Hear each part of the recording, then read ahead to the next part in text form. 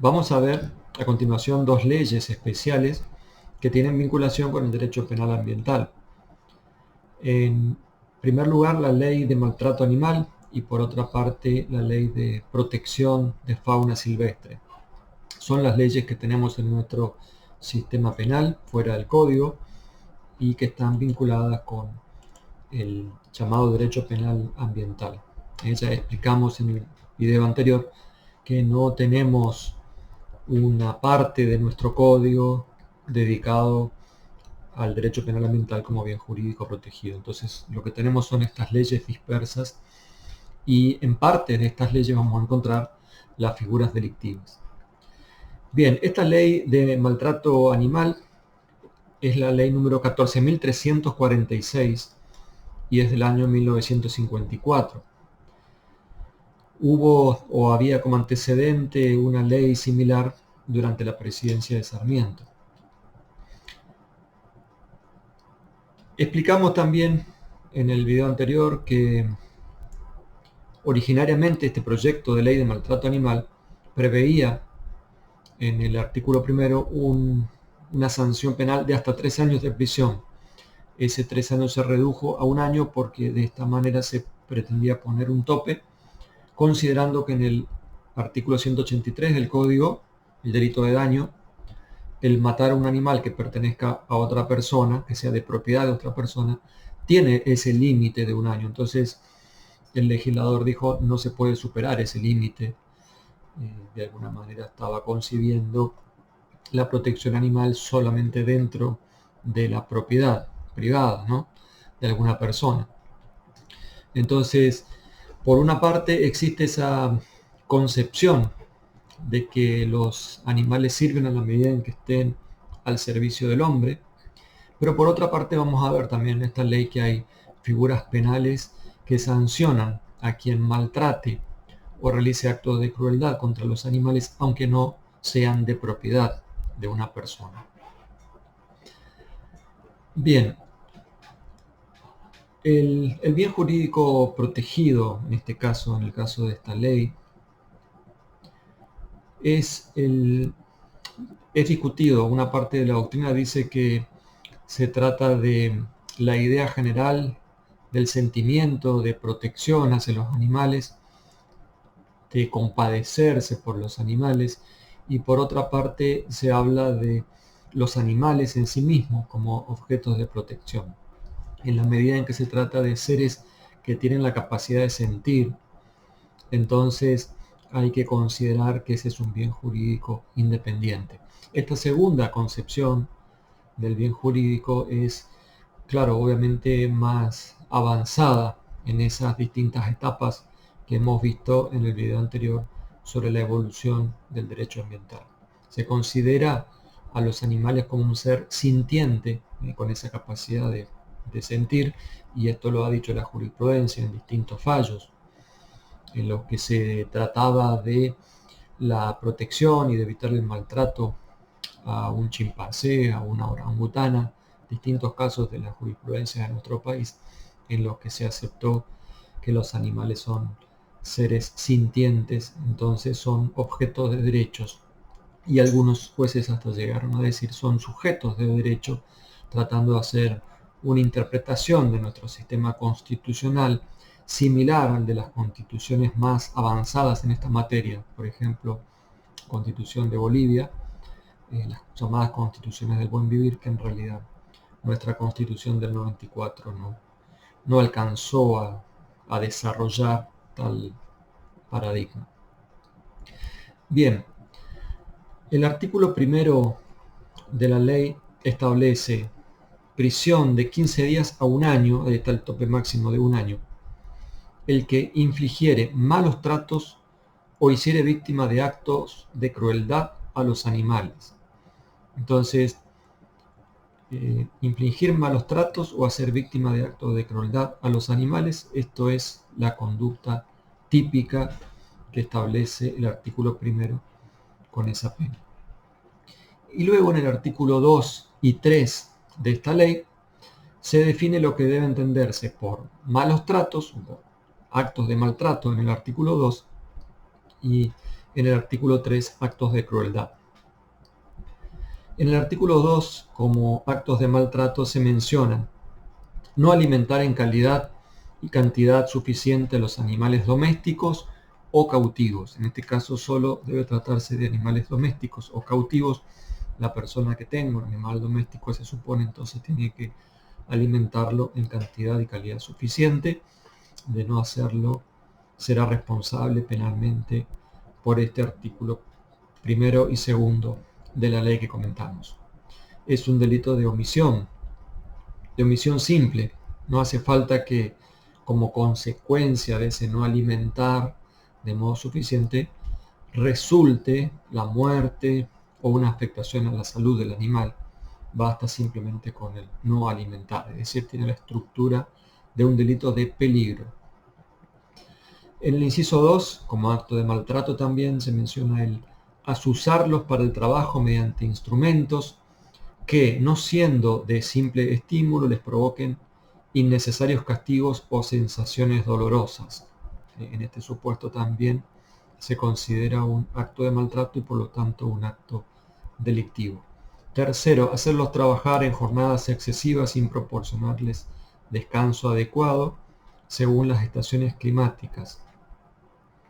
Cuarto, emplearlos en el trabajo cuando no se hallen en estado físico adecuado. Quinto, estimularlos con drogas sin perseguir fines terapéuticos.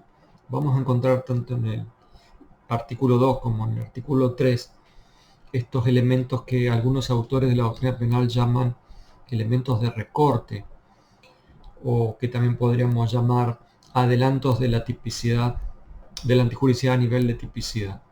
Fíjense, estimularlos con drogas sin perseguir fines terapéuticos. Eso significa que si se lo estimula con droga, pero el autor persigue fines terapéuticos, entonces la conducta está justificada, pero a la vez no es típica. Y por eso se dice que es un adelanto de la antijuricidad a nivel de tipicidad. Y obviamente que si son adelantos de la antijuricidad a nivel de tipicidad o elementos de recorte, un error sobre estas circunstancias de parte del autor llevaría a un error de tipo, y entonces ese error se tiene que tratar con las reglas del error de tipo. Y en el inciso sexto, como el último supuesto, se menciona emplear animales en el tiro de vehículos que excedan notoriamente sus fuerzas. Luego el artículo 3 establece que serán considerados actos de crueldad, y ahí menciona, en primer lugar, inciso primero, practicar la vivisección con fines que no sean científicamente demostrables y en lugares o por personas que no estén debidamente autorizadas para ello. Tienen que darse los dos requisitos en forma conjunta en este caso para que se configure como acto de crueldad. Inciso 2, mutilar cualquier parte del cuerpo de un animal, salvo que el acto tenga fines de mejoramiento, marcación o higiene de la respectiva especie animal o se realice por motivos de piedad. Acá encontramos claramente una serie de elementos de recorte de la tipicidad. Por ejemplo, el acto de marcación de un animal, de una vaca, el ganado, cuando se le realiza esa marca, no es considerado una conducta típica según lo dispone expresamente este inciso segundo. Son supuestos que, de no estar en el texto de la ley, uno podría considerarlos como supuestos de justificación. Por ejemplo, el acto que tenga como fin el mejoramiento o la higiene de la especie animal, o que se realice por motivo de piedad, sería claramente un estado de necesidad justificante. Ahora, como el mismo tipo penal menciona que no deben tratarse de esos casos, entonces se entiende que es un adelanto de la antijuricidad en el ámbito de la tipicidad. Lo que esto tiene como consecuencia es que, siendo un elemento objetivo del tipo penal, debe estar abarcado por el dolo. Entonces, todo error sobre esos elementos deben ser considerados errores de tipo. Inciso tercero, intervenir quirúrgicamente animales sin anestesia y sin poseer el título de médico o veterinario, con fines que no sean terapéuticos o de perfeccionamiento técnico operatorio, salvo el caso de urgencia debidamente comprobada. Acá también tenemos elementos de la antijuricidad en el ámbito de la tipicidad. Inciso cuarto, experimentar con animales de grado superior en la escala zoológica al indispensable según la naturaleza de la experiencia. Esto significa que la ciencia, la biología, puede realizar un experimento con animales que estén en la escala zoológica inferior, entonces no lo tiene que hacer con un animal que está en la escala zoológica superior. Inciso quinto, abandonar a sus propios medios a los animales utilizados en experimentaciones. Este caso tiene una estructura muy particular porque es un delito de omisión, de omisión propia, es decir, no se exige un resultado como consecuencia de ese abandono, no se exige que se muera el animal o ni siquiera que se ponga en peligro verdadero en su vida o en su salud. De manera similar, podríamos hacer una comparación con el artículo 106 en este sentido. No se exige ni la muerte ni la puesta en peligro, simplemente no prestarle la ayuda y el auxilio, la atención que debería prestarse después de habérselo utilizado en experimentaciones. Y tienen también la similitud con lo que conocemos en el ámbito de los delitos de omisión como la injerencia, es decir, la posición de garantía por el hecho precedente. Quien lo utilizó a ese animal para realizar experimentaciones es quien tiene la obligación de prestarle los cuidados posteriores. Pero repito, es de omisión propia, no de omisión impropia como el artículo 106 del Código Penal. De modo que no se exige un resultado determinado. Inciso sexto, causar la muerte de animales grávidos cuando tal estado es patente en el animal. El animal grávido se refiere al animal preñado, ¿no? Y salvo el caso de las industrias legalmente establecidas que se fundan sobre la explotación del nonato. Esto es criticado por los especialistas en el tema del derecho penal ambiental. Es criticado por el hecho de que no debería permitirse la muerte de estos animales, ni siquiera por las industrias que se dediquen a la explotación en estos casos. Inciso séptimo, lastimar y arrollar animales intencionalmente, causarles torturas o sufrimientos innecesarios o matarlos por solo espíritu de perversidad. Acá es necesario un elemento subjetivo especial, digo en este último supuesto, matarlo por el solo espíritu de perversidad, hace falta un elemento subjetivo especial que es actuar por esa pura perversidad.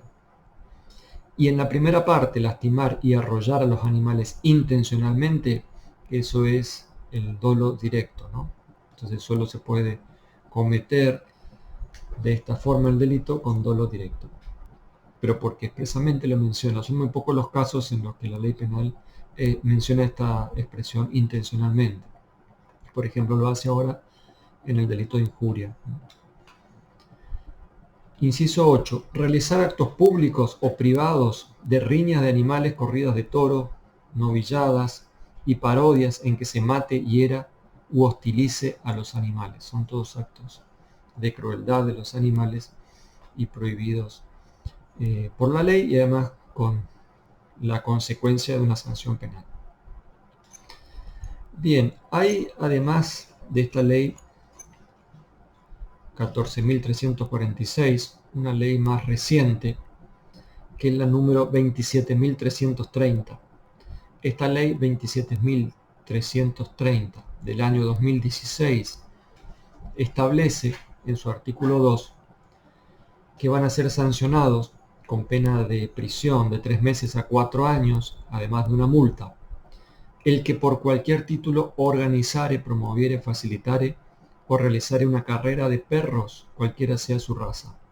Esto es una ley que se introduce en el año 2016 pensando que esta actividad de las carreras de perros no estaba contemplada expresamente en la ley 14.346. También se trata de proteger en este caso a los animales de la misma forma que la ley 14.346. Bien, aparte tenemos la ley de fauna o de protección de fauna silvestre, que es la ley 22.421, 22.421 del año 1981. Esta ley es más reciente que la 14.346. Entre sus artículos 24 a 27 prevé distintas conductas delictivas que tratan de proteger la fauna silvestre. Los delitos que prevé esta ley son, primero, cazar sin autorización del tenedor legítimo o del dueño del predio donde se va a cazar. Segundo, cazar especies prohibidas. Tercero, cazar con medios prohibidos. Y cuarto, comercializar las piezas de caza prohibidas, es decir, la venta o el transporte para vender los animales que se han cazado, siempre y cuando esté prohibida esa caza. El bien jurídico que se protege es la fauna silvestre como parte del medio ambiente, aunque de alguna manera surge una confusión, porque esta ley, en el artículo 24, que habla del delito de caza furtiva, o sea, de la caza sin autorización del tenedor legítimo de ese predio, de ese campo, parece que confunde, porque parece que lo que se afecta es la propiedad, de alguna manera, la propiedad del titular del campo, que no autoriza al acto de caza dentro de su predio, ¿no? Pero en realidad, con los artículos, los delitos que vienen después, nos damos cuenta de que lo que se protege realmente es la fauna silvestre. Bien, en el artículo 24 entonces está previsto el delito de caza furtiva, es decir, la caza sin autorización del tenedor legítimo del predio. Y prevé una pena de prisión de 1 mes a 1 año e inhabilitación especial el que cazare animales de la fauna silvestre en campo ajeno sin la autorización establecida en el artículo 16, inciso A de esta misma ley. La conducta típica entonces es cazar animales de la fauna silvestre en un campo ajeno sin autorización. El mismo artículo 15 explica o define lo que debe entenderse por caza, el acto de cazar. La acción ejercida es la acción ejercida por el hombre, esto dice textualmente el artículo 15. La acción ejercida por el hombre mediante el uso de artes, armas y otros medios apropiados, persiguiendo o apresando ejemplares de la fauna silvestre con el fin de someterlos bajo su dominio, apropiárselos como presa, capturándolos, dándoles muerte o facilitando estas acciones a terceros. Aquí viene un tema discutido en la doctrina penal, que es el siguiente. ¿Qué significa entonces el acto de cazar? ¿Es necesario que se haya matado o que se haya capturado al animal? ¿O basta con que se lo persiga con esa finalidad? Porque reitero, el artículo 15 dice el hombre que mediante el uso de artes, armas, etc., persiguiendo o apresando ejemplares de la fauna con el fin de someterlos a su dominio. Esto significa que la persona que persigue un ejemplar de la fauna con la finalidad de someterlo a su dominio ya está cometiendo el acto de caza. Bueno, hay un sector de la doctrina que dice que sí, que ya lo está cometiendo. No hace falta que lo mate, no hace falta que lo atrape, basta con iniciar esa persecución con esa finalidad, ya estaría consumado. Otro sector de la doctrina dice no, tiene que atraparlo o tiene que matarlo. No es suficiente con iniciar la persecución aunque tenga esa finalidad. De ser así, si solamente está persiguiendo al animal y es detenido, por ejemplo, en ese momento, sería un caso de tentativa y no de delito consumado. Bien, de cualquier modo, son estas dos posiciones. Creo que sería más apropiada al principio de legalidad y a una interpretación restrictiva de la punición entender que caza es atrapar o matar al animal. Ahí estaría consumado. El mero hecho de perseguirlo con esa finalidad sería un acto de tentativa. También porque esta concepción o este entendimiento del concepto de caza.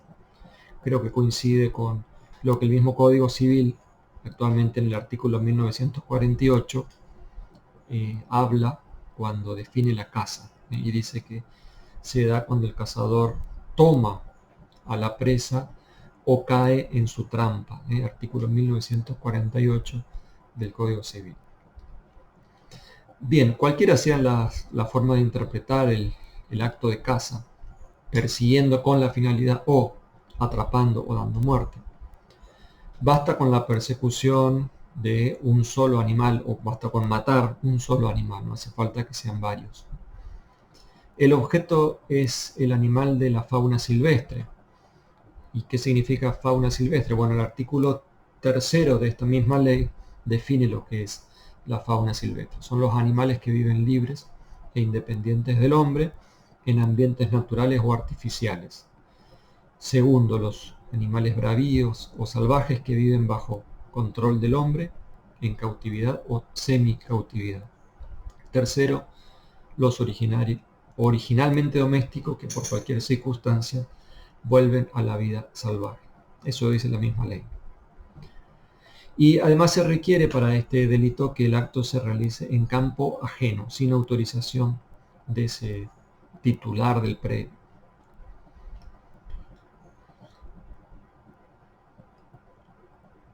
Esta falta de autorización del dueño del campo, entonces es un elemento objetivo, un elemento negativo del tipo objetivo, que necesariamente debe existir. Si no existe, es decir, si hay autorización, entonces la conducta es atípica. Como es un elemento del tipo objetivo, tengamos en cuenta entonces que el dolo debe abarcar también esta falta de autorización. Es decir, el autor del delito, para ser sancionado, para decir que tiene dolo, debe saber que está cazando animales de la fauna silvestre sin autorización del titular de ese predio o de ese campo. Es un delito doloso, sí, y se exige un elemento subjetivo especial, que es el fin de someter a ese animal a su dominio. Si el autor, si una persona dispara y mata a un animal por el simple hecho de divertirse o de practicar puntería, que eso no significaría este delito, sino que debe tener esa finalidad especial de someterla a su dominio.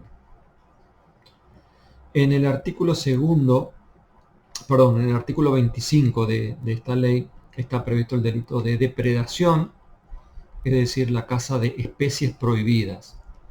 La pena es de 2 meses a 2 años y además inhabilitación para el que cazare animales de la fauna silvestre, cuya captura o comercialización estén prohibidas o vedadas por la autoridad judicial de aplicación. Esto es una ley penal que se tiene que complementar con las disposiciones de la autoridad pertinente, que incluso son autoridades de provincia. En determinadas provincias está prohibida la caza de determinados animales de la fauna silvestre. Bueno, quien case uno de esos animales de la fauna silvestre cuya captura o comercialización están prohibidas o están vedadas, vedada significa por un tiempo determinado, prohibida significa en principio no se puede en ningún momento, cometen entonces estos delitos. En el segundo párrafo de este artículo 25 se prevén agravantes con penas de 4 meses a 3 años de prisión cuando el hecho se cometiere de modo organizado con el concurso de 3 o más personas o con armas, artes o medios prohibidos por la autoridad jurisdiccional de aplicación. Curiosamente, el Código Penal español, que es mucho más moderno o más actual que esta ley, prevé conductas muy similares a estas que estamos viendo en nuestra ley de protección de la fauna silvestre. Bien, entonces tendríamos que ver en cada caso particular qué especies son las que están prohibidas. Solo esas. Claro que como es un elemento del tipo objetivo, es necesario que el autor sepa, como son delitos dolosos, que el autor sepa que está cazando un animal de la fauna silvestre y que está prohibida su caza especialmente. Cualquier persona puede ser autor de este delito, incluso a diferencia del artículo anterior. Incluso el dueño del propio campo donde está cazando, ahora sí puede ser autor de este delito. Bien. El modo organizado al que se refiere la ley en la agravante no es simplemente un grupo de personas, sino que se trata de grupos de personas o asociaciones que se dedican especialmente a la depredación de la casa como actividad permanente. Y la referencia a ese concurso de 3 o más personas es similar a lo que hemos visto en la agravante del homicidio por el concurso de 3 o más personas. Entonces, además del autor que casa, tiene que haber por lo menos 3 más, de modo que tienen que ser por lo menos 4.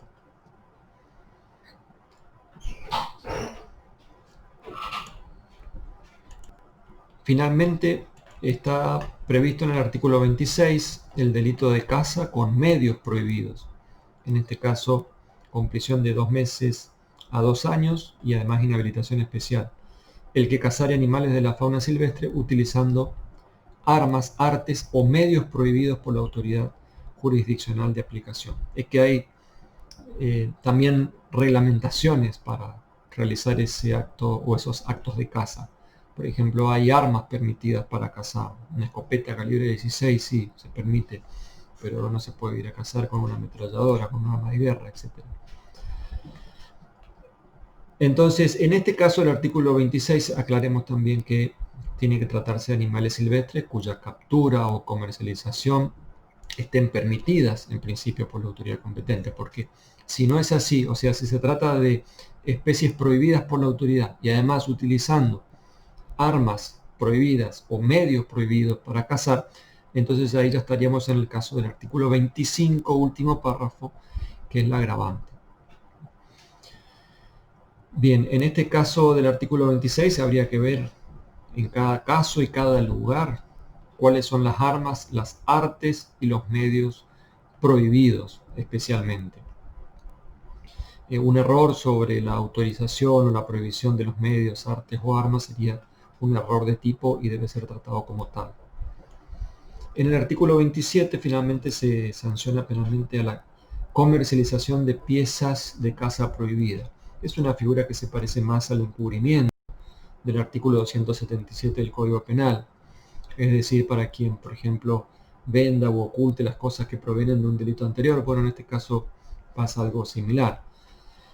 La conducta típica es transportar, almacenar, comprar, vender, industrializar o de cualquier modo poner en el comercio piezas, productos o subproductos provenientes de la caza furtiva o de la depredación. Es decir, se refiere a las conductas de los artículos 24 y 25, no del artículo 26, ya que habla de la caza furtiva y de la depredación. Esos son los artículos 24 y 25. Piezas son los animales muertos, producto del acto de caza, y productos o subproductos son, por ejemplo, las pieles de los animales cuando se lo comercia. Es un delito doloso, todos son delitos dolosos.